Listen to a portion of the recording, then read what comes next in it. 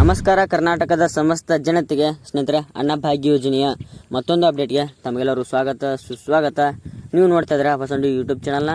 ಸ್ನೇಹಿತರೆ, ನಮಗೆಲ್ಲ ತಿಳಿದಿರೋ ಹಾಗೇನೆ ಏಪ್ರಿಲ್ ತಿಂಗಳ ಅಕ್ಕಿ ಹಣವನ್ನು ಜಿಲ್ಲಾವಾರು ರೀತಿಯಲ್ಲಿ ಎಲ್ಲ ಫಲಾನುಭವಿಗಳ ಖಾತೆಗೆ ಜಮಾ ಮಾಡಿದ್ದಾರೆ. ಇವಾಗ ಮೇ ತಿಂಗಳ ಅಕ್ಕಿ ಹಣವನ್ನು ನಾಳೆ ಅಂದರೆ 26/5/2024ರಂದು ಈ 22 ಜಿಲ್ಲೆಗಳಲ್ಲಿನ ಫಲಾನುಭವಿಗಳ ಖಾತೆಗೆ ಅನ್ನಭಾಗ್ಯ ಯೋಜನೆಯ ಮೇ ತಿಂಗಳ ಅಕ್ಕಿ ಹಣವನ್ನು ಜಮಾ ಮಾಡ್ತಾರೆ.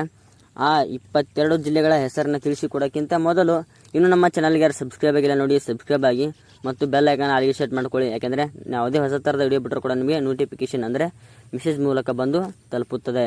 ಸ್ನೇಹಿತರೆ, ನಾಳೆ ಅಂದರೆ 26/5/2024ರಂದು ಈ 22 ಜಿಲ್ಲೆಗಳಲ್ಲಿನ ಫಲಾನುಭವಿಗಳ ಖಾತೆಗೆ ಅನ್ನಭಾಗ್ಯ ಯೋಜನೆಯ ಮೇ ತಿಂಗಳ ಅಕ್ಕಿ ಹಣವನ್ನು ಜಮಾ ಮಾಡುತ್ತಾರೆ. ಆ 22 ಜಿಲ್ಲೆಗಳ ಹೆಸರನ್ನು ತಿಳಿಸಿಕೊಡೋಕ್ಕಿಂತ ಮೊದಲು ಇನ್ನೊಂದು ವಿಷಯ ಏನಂದರೆ, ಸ್ನೇಹಿತರೆ, ಈಗಾಗಲೇ ಅನ್ನಭಾಗ್ಯ ಯೋಜನೆಯ ಪೆಂಡಿಂಗ್ ಹಣವನ್ನು ಕೂಡ ಎಲ್ಲ ಫಲಾನುಭವಿಗಳ ಖಾತೆಗೆ ಜಿಲ್ಲಾವಾರು ರೀತಿಯಲ್ಲಿ ಜಮಾ ಮಾಡಿದ್ದಾರೆ.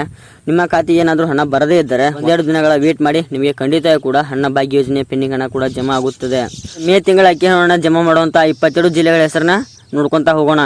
ಬಾಗಲಕೋಟೆ, ಬೆಳಗಾವಿ, ಬಳ್ಳಾರಿ, ಚಿಕ್ಕಬಳ್ಳಾಪುರ, ಚಾಮರಾಜನಗರ, ಚಿತ್ರದುರ್ಗ, ದಕ್ಷಿಣ ಕನ್ನಡ, ಧಾರವಾಡ, ದಾವಣಗೆರೆ, ಹಾಸನ, ಕೋಲಾರ, ರಾಯಚೂರು, ಮೈಸೂರು, ಉಡುಪಿ, ಶಿವಮೊಗ್ಗ, ತುಮಕೂರು, ಯಾದಗಿರಿ, ಚಾಮರಾಜನಗರ, ಬೆಂಗಳೂರು ಗ್ರಾಮಾಂತರ, ಬೆಂಗಳೂರು ನಗರ, ಈ ವಿಜಯಪುರ, ಕೊಪ್ಪಳ 22 ಜಿಲ್ಲೆಗಳಲ್ಲಿನ ಫಲಾನುಭವಿಗಳ ಖಾತೆಗೆ ನಾಳೆ ಅಂದರೆ 26/5/2024ರಂದು ಅನ್ನಭಾಗ್ಯ ಯೋಜನೆಯ ಮೇ ತಿಂಗಳ ಅಕ್ಕಿ ಹಣವನ್ನು ಜಮಾ ಮಾಡ್ತಾರೆ.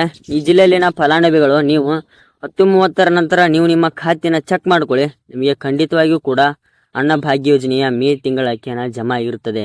ಒಂದು ವೇಳೆ ಏನಾದರೂ ಜಮಾ ಆಗದೇ ಇದ್ದರೆ 1-2 ದಿನಗಳ ನಂತರ ನೀವು ನಿಮ್ಮ ಖಾತೆಯನ್ನು ಚೆಕ್ ಮಾಡ್ಕೊಳ್ಳಿ. ನಿಮಗೆ ಖಂಡಿತವಾಗಿಯೂ ಕೂಡ ಅನ್ನಭಾಗ್ಯ ಯೋಜನೆಯ ಮೇ ತಿಂಗಳ ಅಕ್ಕಿ ಹಣ ಜಮಾ ಆಗಿರುತ್ತದೆ. ಸ್ನೇಹಿತರೆ, ಇದಾಗಿತ್ತು ಇವತ್ತಿನ ವಿಡಿಯೋ. ಮತ್ತೆ ಮುಂದಿನ ವಿಡಿಯೋದಲ್ಲಿ ಸಿಗೋಣ. ಇಂಥ ಹೆಚ್ಚಿನ ಮಾಹಿತಿಗೆ ನಮ್ಮ ಹೊಸ ನುಡಿ ಯೂಟ್ಯೂಬ್ ಚಾನಲ್ನ ಸಬ್ಸ್ಕ್ರೈಬ್ ಮಾಡ್ಕೊಳ್ಳಿ ಮತ್ತು ಬೆಲ್ ಐಕಾನ್ ಆಲ್ ಸೆಟ್ ಮಾಡ್ಕೊಳ್ಳಿ.